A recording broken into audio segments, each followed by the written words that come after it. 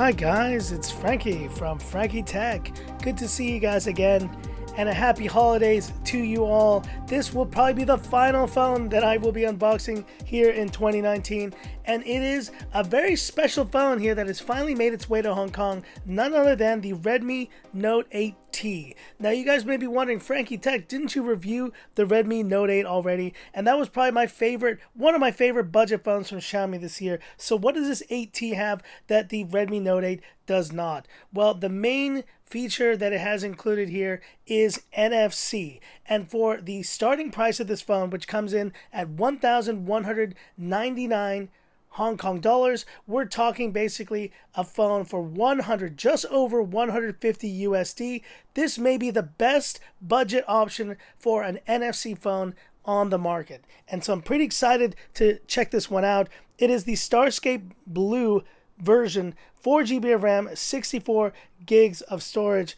And honestly, this was probably my favorite budget phone, or my favorite Redmi Note 8 series phone. The Redmi Note 8 I just preferred over the Note 8 Pro because of some of the reasoning that you guys knew. MediaTek, just kind of, I think, a better package overall. And this 8T is kind of a slightly dumbed down version of that. Want to see how it does compare, but I still think it brings a lot to the table. And like I said, NFC for that price is incredible as well. So let's go ahead and open this bad boy up. Let's get kind of the corner of this pen to kind of stab in there. And yes, I do need some scissors. I always think I'm about to do an unboxing at home, and then I never do. But then when I do, I don't have scissors around, so it's all good. There we go. There's the Note 8T. And let's lift this bad boy up. And I got this, guys, from the official Xiaomi store here in Hong Kong. So a welcome side. Now, I did get the previous giveaway version of the Redmi Note 8 in this gorgeous kind of white color. But this, being a phone that I'll probably test and keep for my channel, there it is, the Redmi Note 8T. I got it in the blue color once again. 48 megapixel AI quad camera, 6.3 inch dot display, 4,000 milliampere battery capacity, and that's the main key point for this version. Supports multifunction NFC. And we'll take that out in a second. Just showing you what else is inside the box real quick. We have the Hong Kong European plug. This should be just a standard 18 watts. Yep, 18 watt charger. There we go. And USB-C charging cable. Perfect. Everything else should be pretty simple here in this unboxing. We do have the TPU case, just the papers, SIM ejector tool. Everything else is pretty standard. Now let's go ahead and open this up here. And there it is. Pull these stickers off. Now, this sticker I always pull off, but I never show you guys what it says. Micro SD and 2 nano SIM card slots. So this phone is a dual SIM and a micro SD SIM card slot phone. And that is a real positive side here for any of you guys who still use micro SD. This could be a really attractive option, I think, for a lot of you. And while we go ahead and turn this on, there we go. Can see it turning on. Let's look at the back of this phone. Quickly, just talking about design. Design of this phone, I gotta say, I saw it in the store and I was really impressed with this Starscape Blue color. It is just a gorgeous color. I know it's called something else in India, but this 8T version, I think you guys have the 8T in India. I'm pretty sure I've seen it. A number of videos already have probably been done on this phone, but it's here new to Hong Kong, like I said, and that means it's the global version as well available. And we'll kind of just jump through this stuff. Now, for all you guys in the US who are curious, this may be a very interesting offer here from Xiaomi, a very unique phone, because it's very rare that they release a phone with NFC at such a low price point. That's what really caught my eye with this phone. And in Hong Kong, we do use Google Pay services, and we use all those kind of applications. This phone really is going to give you that experience that you would get basically with a much more expensive handset. And this is what I love about having the deep integration with the global versions. It already recognized my voice because Google is fully integrated here into this phone.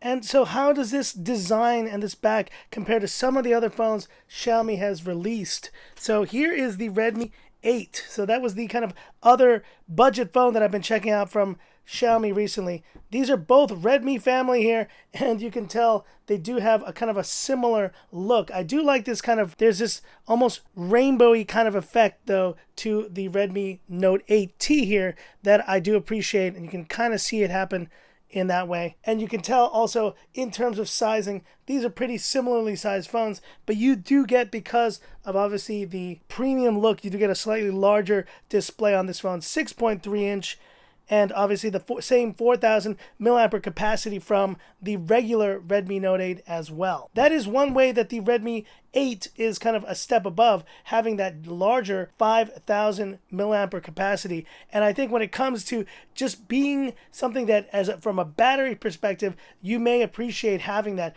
Both of these are LCD phones, but here's the thing, guys. I don't mind LCD phones when you have a price point this low. If you have a price point of a phone coming into $250, $300, that's where things start getting a bit more difficult for me to recommend. But when it comes to a phone of this price, you're looking at a Snapdragon 665, 4,000 milliampere capacity. You're looking at still the inclusion of a headphone jack right there. You're looking at a quad camera setup on the back, and you're telling me for $150, NFC included. Let me show you guys, last but not least here, NFC is included right there. That is the key to why this phone exists. And yes, you can kind of see it there. The bottom bezel is a little bit bigger. It is pretty chunky, I'd say, for this day and age. In fact, I want to say that the regular, wow, it looks like the Redmi 8's bezel is actually even smaller than the 8T's, just by a hair, but pretty surprising there considering this is the less expensive phone. So who is this phone for?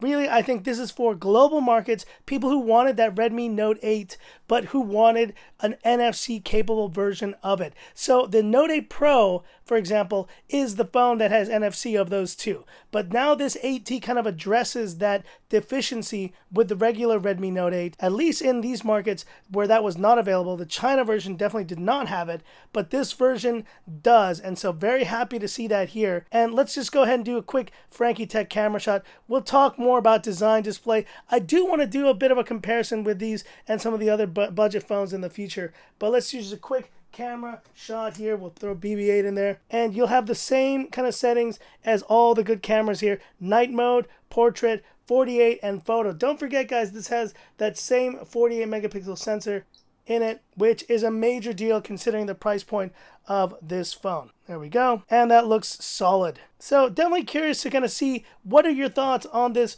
Redmi Note 8T. I do think it kind of strikes a balance of performance, price, and I think most importantly, yeah, it's not a glamorous phone, but it comes with the inclusion of NFC, so that makes it a Google Payment Hub system for $150. I don't know that there's many phones that are offering that much for that little at this point. And this is kind of the area where LCD is a non-issue for me, because let's face it, when you're paying this little for a phone, it's a non-issue. If you're paying more, if you're paying $300, $400, you're looking at, at the K35G, the K30, you're looking at the Honor V30. I have issues with those phones having LCD. I have zero issues with a $150 phone having LCD. That is exactly the price point that I expect an LCD phone to be in 2019 coming into 2020.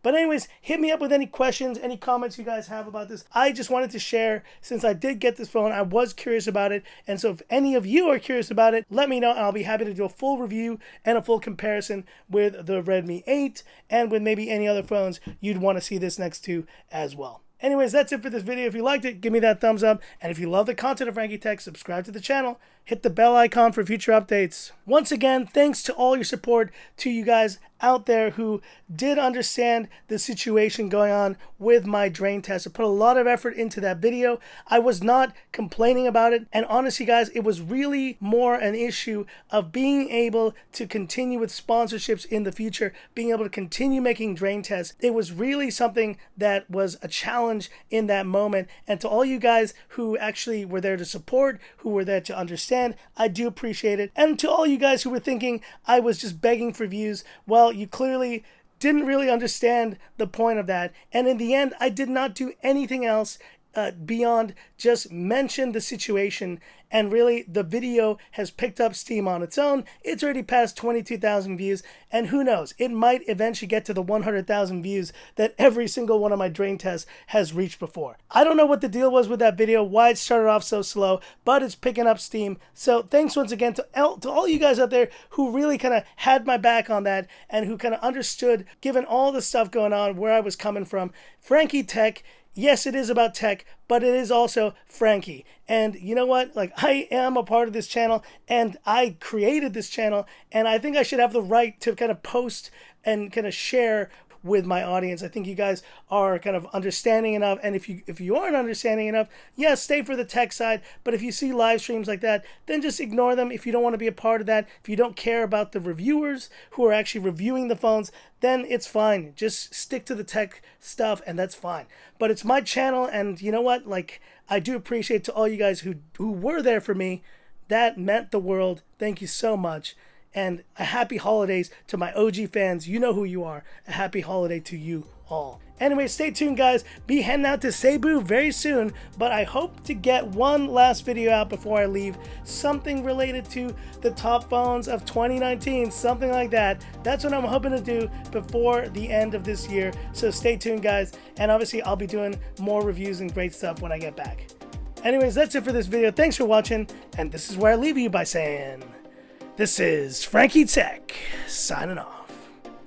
Have a good one.